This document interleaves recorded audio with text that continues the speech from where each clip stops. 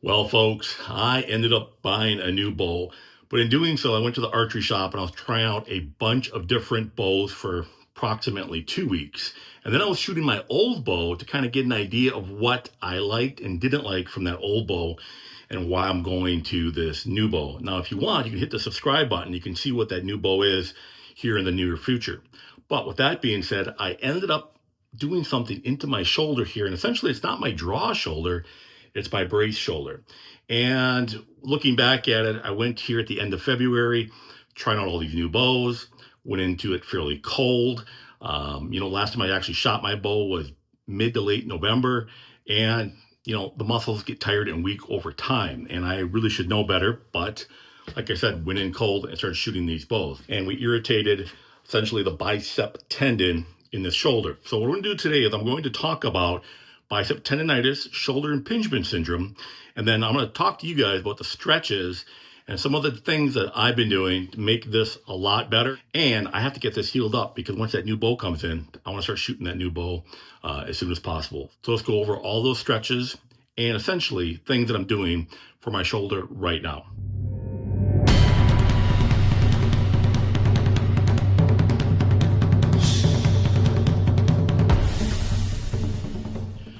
Just a little disclaimer, I am not a doctor, nor am I giving medical advice to you folks out there. If you feel that you have a shoulder injury, it is best to go see your MD or your physical therapist to have them officially assess and diagnose with whatever problem that you may have in your shoulders.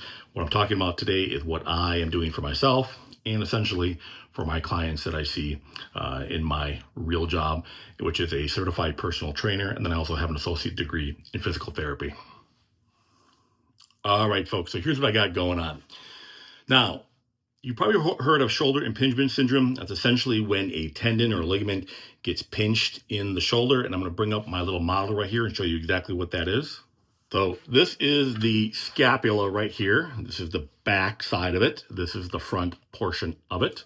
Okay, so I'll match that up to me right now so you can see what's going on. And right in front here is the humerus. Essentially, this is your arm bone. This is the head of the humerus. And right up top here is where the bicep tendon connects to the humerus. And essentially, the bicep helps bring that elbow up, back, and forth. Flexion, and then into an extension that's utilized by the triceps. Now, what ends up happening is this tendon that comes up into here and connects right on the head of the humerus, it can get pinched, and essentially if it's bad enough, it can actually get frayed, and then over time it can get torn. So it is very important that when these things start, that we don't work our way through it, essentially, because you've always heard of the old adage, no pain, no gain. And working in rehab and as a trainer, I don't like that terminology because that can lead to other problems. So the bicep tendon is aggravated in my shoulder. And it's essentially where my bicep here is. That's the main muscle. It comes to a tendon, and that tendon is going to connect right to that head of the humerus like I showed you on the model. Now, what ends up happening is that it gets up a little too high at times, and it can rub on that acromion process, essentially, which is that portion of the clavicle where it meets, and then it comes across to this little bony process over the top.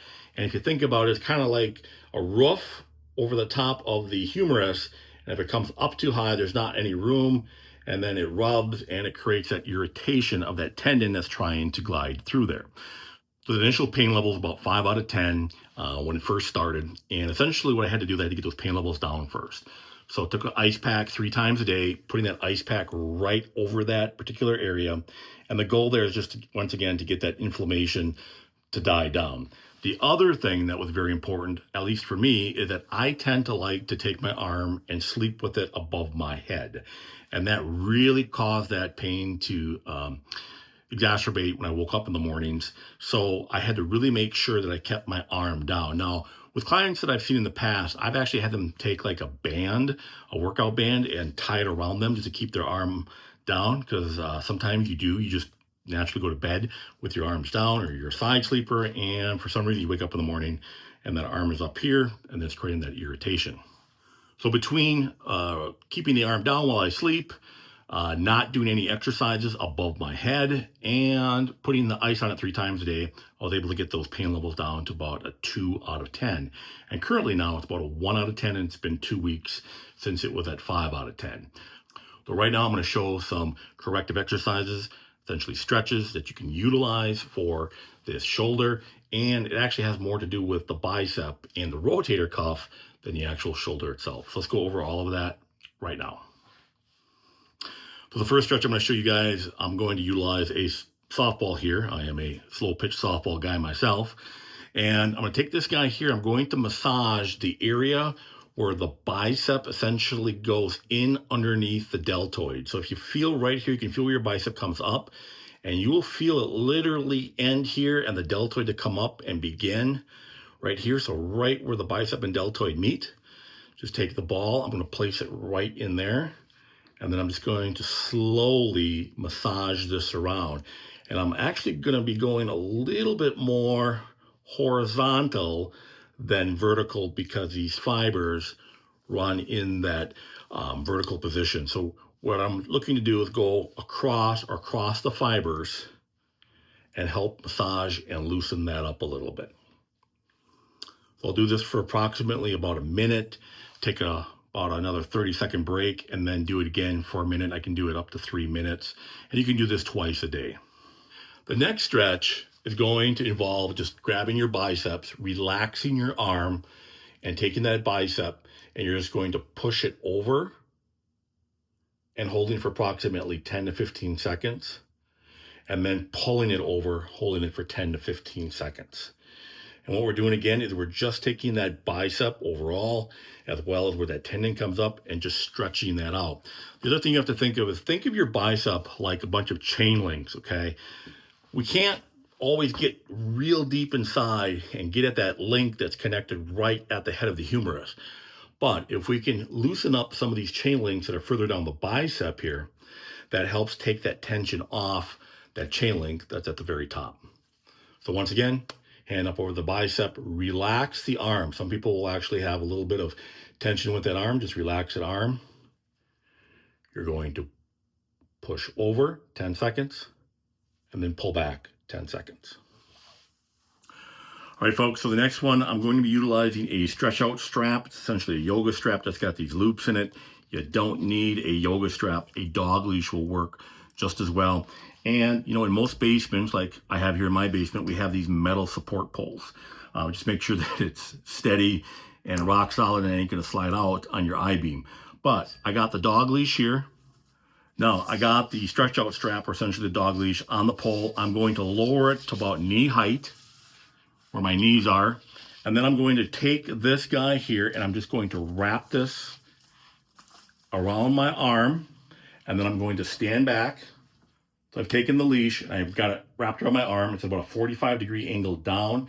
And right now I am extracting the head of the humerus away from the shoulder just a little bit. And I'm trying to open up that gap between the head of the humerus and essentially that acromion process. And that's where that tendon goes through. So we're trying to open that up and allow that tendon to slide through more freely and stretching that out a little bit more. So right now I'm going to put that on here. I'm just going to lean back slightly. Hold for 15 seconds. And then I'm going to come back and relax for about 3 to 5. And then again for about 15. And you can do this approximately 5 times, once again, twice a day. Now this next stretch is a stretch that I really, really like. I think it's probably the best stretch out of all of these to utilize. But essentially what you're going to do is you're going to take your arms, you're going to put them out at about a 45. Take your thumbs, you're going to rotate into internal rotation. And then you're slowly going to go back. Hold back here for approximately 10 seconds. And then after 10 seconds, you're going to bring these arms out in front, keeping those arms below level. Bring thumbs back up, and then bring them back into internal rotation again at 45. Bring them back, lift those arms up. Essentially what we're doing is we're taking that head of the humerus, we're pulling it again away from that acromion process, holding for approximately 10 seconds. and then bringing all the way across again. And you can do 3 sets of those twice a day as well. And just from doing that particular stretch right there, it really helps relieve that bicep tendon in that shoulder. So if there's just one that you can get to, that would be the one that I would say is the stretch that really helps the most with bicep tendonitis. One last thing I want to mention is that, it's springtime. It's this time that I'm going to be getting out here shortly, hanging up some tree stands and doing some prep work. But in doing so, a lot of times, we got that saw and we're above our head. We're hanging those tree straps on the tree. Elbows are above our head. And you know what? That just increases that shoulder impingement, and it does not allow that tendon that gives a lot of us trouble any space, and it exacerbates the problem a little bit. So when you're out doing those activities, try to remember to keep those elbows down, all right, folks? That's really going to help with that healing process. And then the other thing is once this pain, at least for me, dissipates, I'm going to be focusing on rotator cuff exercises. And the sole purpose of the rotator cuff is not only to pull like a bow bag, but it's essentially to take and stabilize that head of the humerus into the socket. And when that head of the humerus is stabilized in there, it keeps that head down and it keeps the bicep tendon from rubbing and being irritated essentially by the acromion process.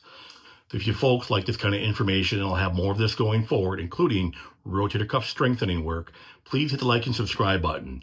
And then in the meantime, I got to go hang some stands, and I'm going to be heading up to Green Bay, Wisconsin to go do some walleye fishing. So that's something that you might not want to miss as well. So until next time, Clint from Oak and Iron Outdoors.